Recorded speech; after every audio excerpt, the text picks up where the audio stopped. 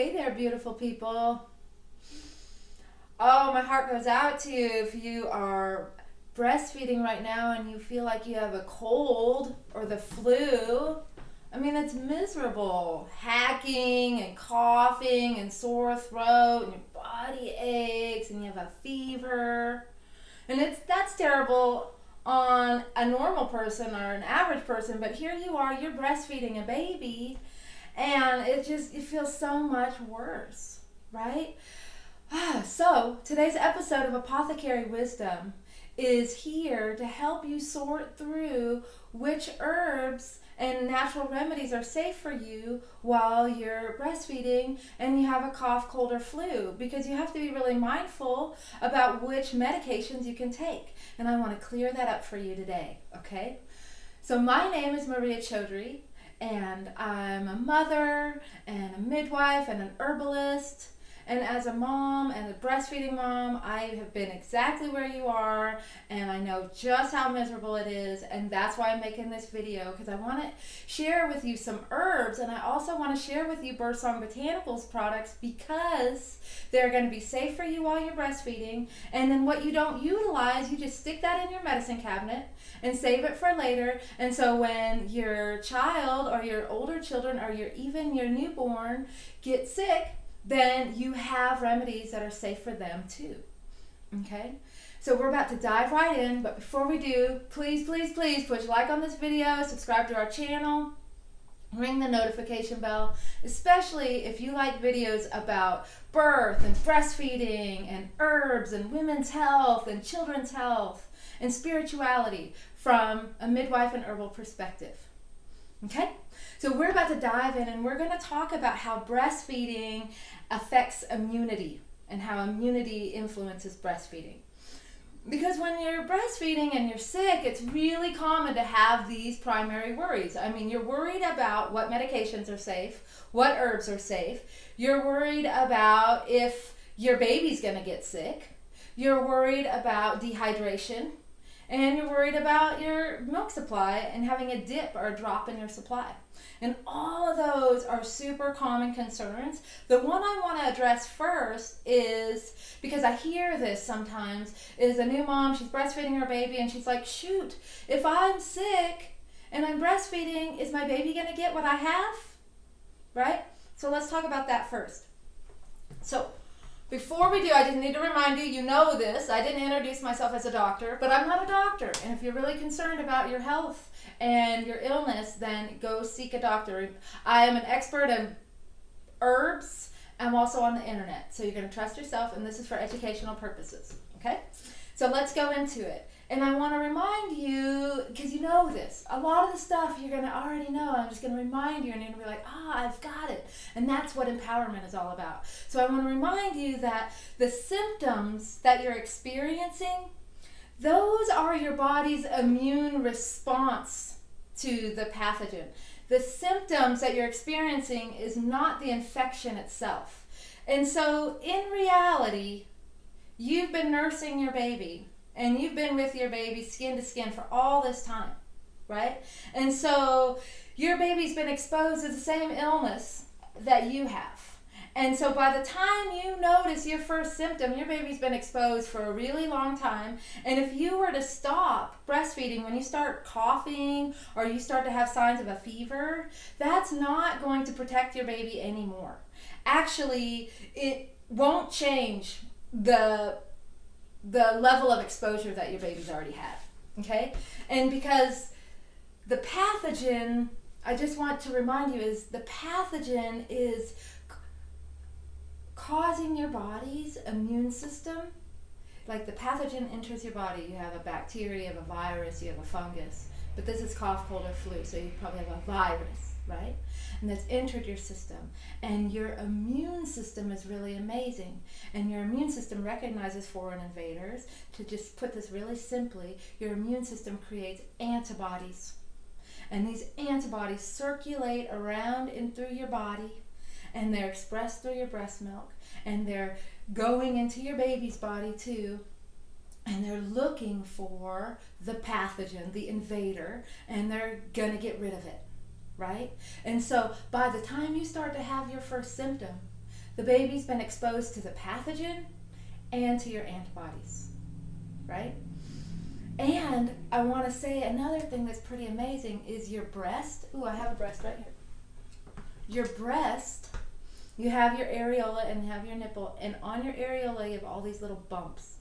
These little bumps are called Montgomery glands, and these are immune receptors. And so when your baby's mouth is open and the tongue is touching these immune receptors, it is a beautiful, exquisite communication that happens. The baby's immune system, the baby's body tells the mom, I've just been exposed to all these viruses, right? The mom's immune system sends specific antibodies through the breast milk to protect that baby for those specific viruses that it was exposed to. That is one of the beauties of the powerful protective abilities that breastfeeding offers your child, which is a little bit different than a pumping mom. A pumping mom that exclusively pumps, they don't have the baby's mouth touching their breast. And so yes, a pumping mom still protects her babies with antibodies and fortifies the immune system. However, the specificity, the accuracy, the precision in which a breastfeeding mom protects her baby is exponentially more. So even if you're pumping and you're only pumping, every once in a while, get that baby's mouth on your breast just to stimulate your immune system and to protect your baby. Okay? So let's just recap. It's recommended that you don't stop breastfeeding if you have a cough, a cold, or a flu. It's encouraged and it's beneficial that you keep breastfeeding just like you were, okay? If once you stop breastfeeding, you're actually going to not provide the immunity to the baby that when they need it the most, okay? So I just want to say that I want to give you some tips, right? Because you're feeling sick and you want to feel better fast. So a couple of things, because the reason you want to feel better fast, and all these things, what they're going to help you do, all these herbs that I'm about to go over, all these remedies I'm about to go over, they're really going to help encourage you to sleep better. And once you can feel better and sleep better, then you recover faster. Okay, so that's going to be a big part of it. And I want you to realize, like I just said, hey, don't stop breastfeeding. Not only because you don't want to stop breastfeeding because you want your baby to have the immunity, but also if you miss nursing sessions, a couple things could happen. When you miss nursing sessions, your milk can get stocked up, overclogged, right? And you can be really engorged, and then you can have clogged milk ducts, or it can lead to a whole other sickness called mastitis, where you feel worse with a fever and body aches, and that's terrible. Or the other thing is that you're not stimulating your breast enough, so your supply dips even more. And so your supply, you have to anticipate that when you're sick, even if you're breastfeeding like you always have, you'll have a dip in your supply. This dip in your supply is temporary, and when you recover, your supply will recover. However, if you're sick and you miss nursing sessions, your dip in your supply will be much greater, and it'll be harder for you to recover your milk supply. If you're concerned about your milk supply, down below in the description, there is a link to breastfeeding playlist. And there's tons of videos about all the things I just mentioned. Clogged ducts, low supply, how to increase your supply. Okay? So I want to check in before we go into the next session. We start talking about breastfeeding with a cold. Have you been sick and breastfeeding with a cold or flu? And what was the hardest part about it? And what helped you feel better? Share it in the comments so the next girl can watch and you can help her feel better. Your wisdom is a contribution. You're helping create a community of people that support each other. Okay? So here we go. We're going to start talking about breastfeeding with a cold. And really, we know that the cold is not too much to really be concerned about unless it's reoccurring. It's just almost everybody's going to get a cold or during the cold and flu season, at least one. So that's not too huge of a deal. It is inconvenient and it's uncomfortable, but we can switch it. We can flip the script, right? It is inconvenient, it is uncomfortable, and it's an opportunity to challenge our immune system to make us stronger, right? And it's an opportunity for us to rest. But the first signs of a cold, these are some suggestions. The first thing you want to start to do is start drinking a lot of fluids, right? Because you are breastfeeding, you need a lot of fluids. And then when you have a cold, that means you're hacking and coughing, and you're going to lose fluid that way, right? And we don't want you to get dehydrated. So fluids such as obviously water, and then teas. And I'm going to share a little bit more about these teas here in a minute, but herbal teas right now are really great for you for breastfeeding, just in general, and then also for your immune health. And then I have on the blog post that's associated, every video has a blog post that's associated. I have a rehydration drink, and the recipe to it is in the blog post, and that's linked below. And that rehydration drink will really help just get your electrolytes back up. You'll feel better quicker. You want to avoid sugary drinks, especially a lot of juices and high fructose juices, definitely soda, but you already know that. But juice, sometimes people think they should drink a lot of juice, and now's not the time for that. You want to rest, and you want to go to bed, and you want to nurse. And the easiest position that you don't have to hold yourself up, you don't have to use any muscles, like propping yourself up or propping your baby up or propping, is to practice side-lie nursing. And in the blog post, there's a description on how to side-lie nursing. But once you're laying on your side, the bed is supporting you, you have pillows behind you, the pillows are supporting the baby, and you can just like lay there and really do nothing, right? And then you want to feed a cold, right? And so you want to feed a cold with nourishing foods like soups and bone broth or miso soups. That's a great way. And then you want to start gathering all your herbs at the first sign. And I'm going to tell you more about all these herbs. And then if you're breastfeeding with a cough, you know the tickle in your throat, or the sore throat, or the congestion, or the hack, or the unproductive cough, and the stitch and the pain with it, right? And it can keep you up all night. You know the drill. So if you're having that, the first thing you want to do is like evaluate, and you want to eliminate anything that causes mucus. The most common ones are going to be wheat, dairy, sugar. But the thing that gets a little bit missed sometimes is orange juice, because we're all like, oh, we need vitamin C. And you're right, you do need vitamin C and vitamin D. Vitamin C as a tablet doesn't make mucus. Orange juice makes mucus. So you want to avoid that. And then you want to put a bunch of moisture back in the air, because your sinuses are dry and your throat is dry and your respirations are dry. And so you can do a humidifier, and you can put some essential oils in it, or you can put some herbs in there. And you can also do this children's healing herb bath. I'll tell you more about it, because what you can do is you can make a steam bath, and you can make a gargle and an herb bath.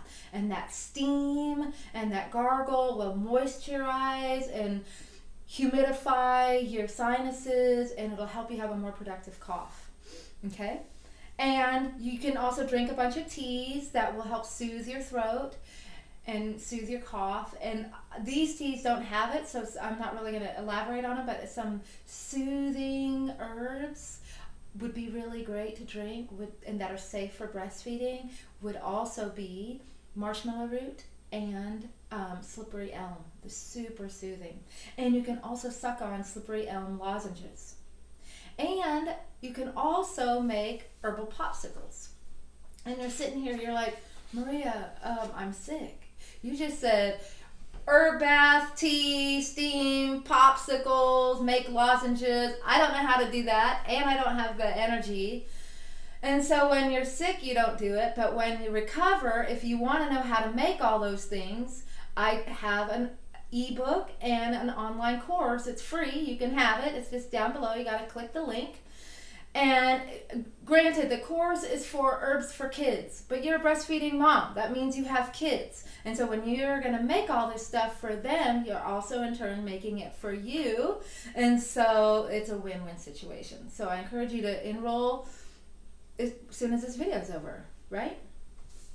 Okay, I want to tell you a little bit about Children's Healing Herb Bath. And I'm just going to go in brief about it because I made a whole video that explains how to make it and all the details, and goes in a lot more depth in the value and the benefit and the medicinal properties of the herbs. But I'm going to introduce it to you. The Children's Healing Herb Bath is good for children of all ages, meaning newborn to over 100. Safe for breastfeeding moms, safe for pregnancy. Just think about it as the combination of the bath, the steam, and the gargle.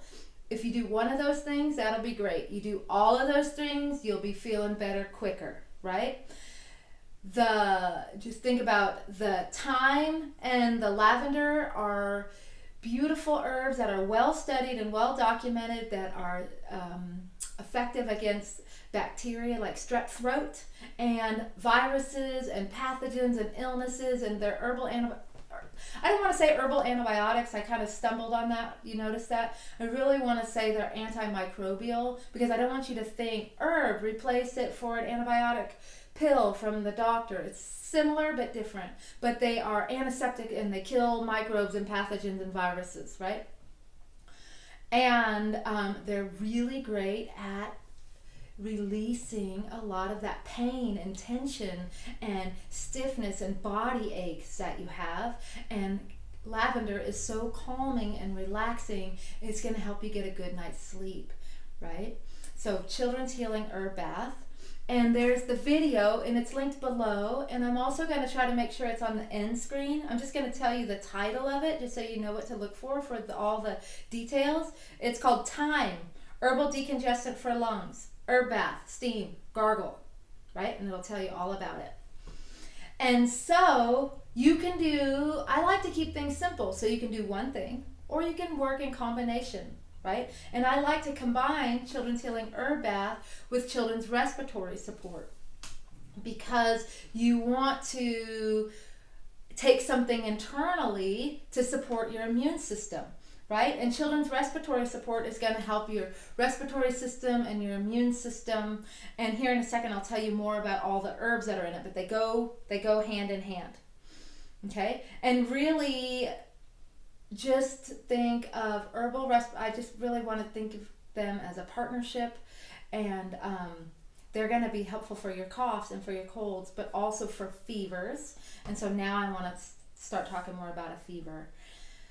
Because a fever is nature's way to rid the body of all these contagions and all these pathogens, right? It's actually a sign of health and a healthy, full functioning immune system. And so fevers can be dangerous. They can, especially if they're too high for too long, right? But generally speaking, a fever is described as 100.4 degrees or 38 degrees Celsius to 103.1, right? So 103.1 would be considered somewhat high. Depends on the books you read, depends on your comfort zone, but 103.1.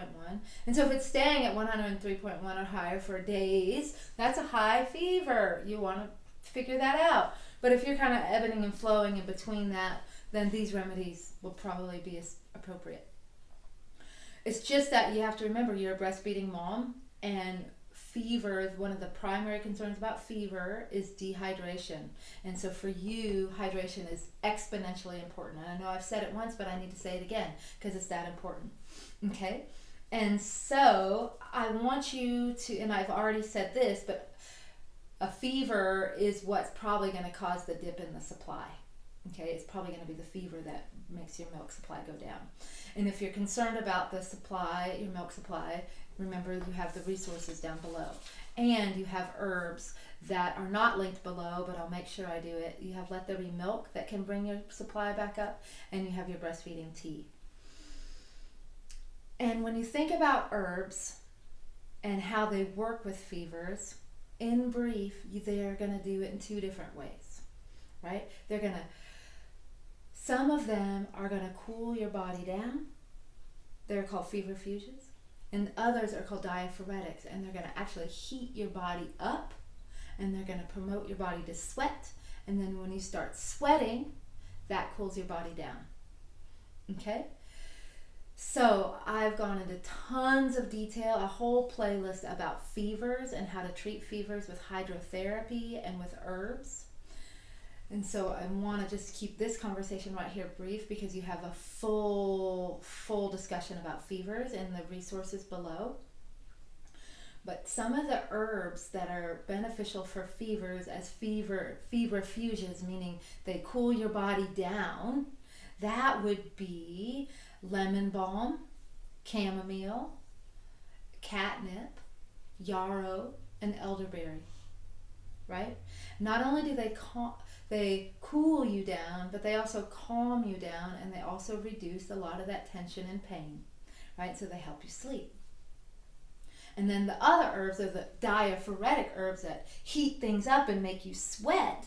They are really good in teas. Like you want to drink hot tea, or you want to drink a hot infusion, or you want to get in a hot bath with these herbs that are heating you up so you get even more of the therapeutic action of the herbs. And then that would be ginger and elderberry and thyme. Did I put elderberry in both categories?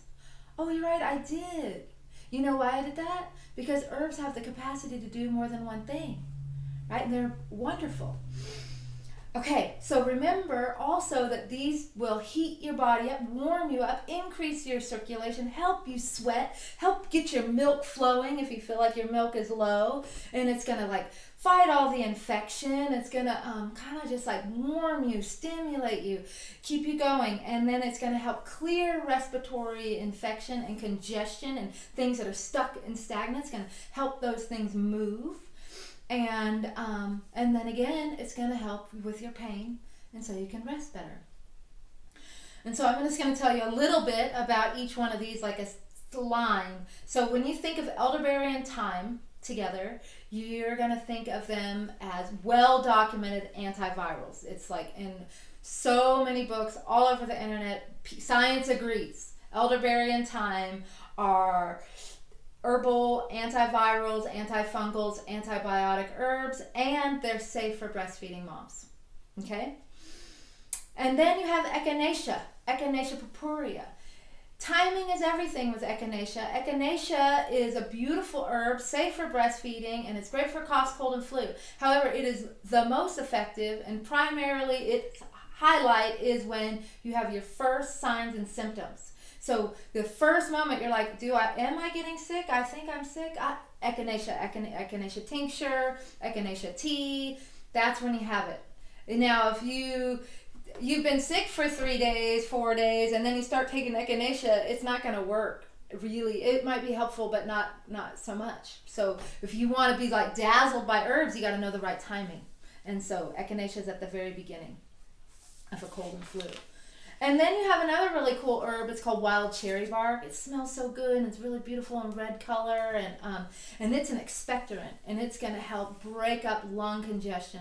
And it's pretty effective against pretty much all types of coughs. And so it's one of the few herbs that are still in our modern day pharmacies. Wild cherry bark is in modern day over-the-counter cough syrup, right? And so you can have that. I'm going to tell you about which products have it. But safe for pregnancy and safe for breastfeeding and for little children. And then I'm going to talk about thyme again. Time and time again, I'm going to bring thyme up. And I'm going to combine it with lavender, like I said, for this herb bath, because I just want you to have the words in your head. It's a herbal decongestant, and it's an antispasmodic. So when you're and you're coughing uncontrollably, that's a spasm, right? You want to help control the spasm, right? And you want to fight the infection. And so that's what that is. And so my favorite herbs that are herbal remedies, that are preparations that are made for breastfeeding moms and that are safe for breastfeeding moms and for their children, here they are. So the first one is Children's Immune Boost. And when you think about Children's Immune Boost, you think about the herbs like yarrow, powerful infection fighter, fever reducer. Think about echinacea, first sign of cold and flu, right? Fever reducer. And think about it as, I don't want you to really think about it as an herbal antibiotic, but that's a way that most people tend to think about it. So it's effective against bacteria and viruses, and it's good at reducing a fever. So that is children's immune boost. The next one is children's respiratory support, because really it can be elderberry complex and children's respiratory support. Here's the thing. I want you to know that these have similar herbs, children's respiratory support and elderberry complex. The thing is, we're talking about you as a breastfeeding mom that has a baby, and so we're trying to do 2 for 1 and what's best for you and what you can give to your child real easily. So for you, you could have elderberry complex, and it'd be perfect. Or you could just go ahead and get the respiratory support, and then if your child gets sick later, you can give them a few drops of this, and it'll be really easy for them to take, and it'll taste good for them. And it's going to have elderberry in it, and it's going to have thyme and wild cherry bark, and another really powerful herb called Oregon grapefruit. And it's going to just really boost your immune system. So think lung congestion, sinus congestion, body aches, coughs, fever, pain. That's what respiratory support is. And I already told you it combines perfect with children's healing herb bath, with the steam and the gargle. And then we have children's tranquility. And if you go to my website, you're like, children's tranquility, you talk about it for sleep and focus. And it is for sleep and focus, yet herbs have more than one function. They have full capacity, right? Full range. And so when you have chamomile and you have catnip, which are both fever reducers, and they're very relaxing. So if you're in pain and you have a fever and you're a breastfeeding mom, then these herbs will be really beneficial for you. Also, you might have a toddler that is crying and fussy and needing a lot of your attention because you're sick and they need you, and you can help them fall asleep a little bit, right? And so they can sleep and you can get your needs met. And then also chamomile and catnip are so beneficial, and you're a breastfeeding mom and you need to keep your supply up and you need to keep yourself hydrated, that our breastfeeding tea, nursing nectar, is blended with chamomile and catnip, and so it's going to be good for your fever, keep you hydrated, keep you comfortable, and keep your supply up. And they're not super powerful for the immune system, but they are effective, right? And so they're like a component of your overall wellness and immune health right now. Okay, and then along with congestion, you have sinus congestion, respiratory congestion, you're coughing, you have infection, you have phlegm. Along with that, sometimes people have earaches and ear infections and inflammation. And so then we have herbal ear oil, which is blended with mullein flowers and garlic and coptis root and with arnica. So it's a perfect combination for the inflammation and the pain to fight an infection. Okay? And then in terms of teas, we have some immune teas that are great. And then this one that I want to highlight is called immune tea. Perfect name. Immune tea. And it is blended with echinacea and chamomile and elderberry and peppermint. So it's going to be a tea that tastes really good, and it's going to relax you and help you with your fever and your cough. At the same time, there is a little bit of peppermint in there, so I want you to know that the peppermint is in there to help reduce your fever. You're already anticipating your milk supply to drop. I don't anticipate you to have a significant drop for a long period of time if you drink a little bit of peppermint right now. But for those of you that know a little bit about herbs, I don't want you to be concerned that there is some peppermint in there. My anticipation is you drink it, you feel better, you recover, your supply comes right back up. Okay? So I want to hear from you. I want to hear from you when you're sick and you're breastfeeding and you're working with herbs. What are your favorite herbal remedies? Have you tried any of these? What are your go-to herbs? What works for you? What results do you get? Put it in the comments so we can have a conversation. I love herb talks, right? And I just want you to remember that these are all safe for breastfeeding, and they're intended, they say children on all of them, or this group over here, they say children, so they're intended for children that are 6 months and older. And also, girl, I want you to feel better fast. I want you to recover.